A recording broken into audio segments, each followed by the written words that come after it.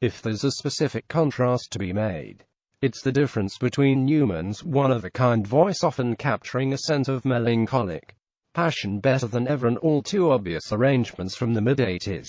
It's not so much down in the park as over in the neon-lit bar, and as such kills the album stone dead at many points. Squealing AOR guitar solos, slick yuppie funk that sounds like something Level 42 might reject, strident backing female vocals, and more made it seem the man who once wanted to be David Bowie now desired to compete with Paul Young at night-era Bowie instead. Numan himself often seems like a guest on his own record. At points mixed decidedly deep in the music in favor of saxophones and stuttering early, computer-based cut-up samples. If the Fury wasn't a full return to form, at points it was still a step up, taking some of his better AOR funk moves from the previous albums and welding them to the sort of choppy yet powerful electronic moves bands like Deep Mode in particular made their own. If there's a bit of irony in Numan the pioneer turned into Numan the follower, that path had already been happening for a while yet. While he definitely plays to his overall strengths throughout, there's a greater focus on experimentalism this time out.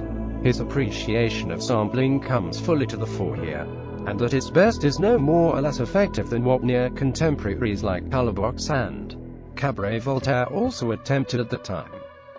Though Numan himself had a difficult time with the recording of the album, speaking in later years about his struggles with their new technology and how best to make it work for his music, the end results often justify the expensive effort. For the first time in a long while, Numan actively uses silence and less crowded arrangements to create a more dramatic impact. It lets the songs breathe a bit more, while further foregrounding his vocals. Metal Rhythm is an energetic return to form, with some great moments in songs such as New Anger in America. The basic theme of the album is the rebirth of a pop star.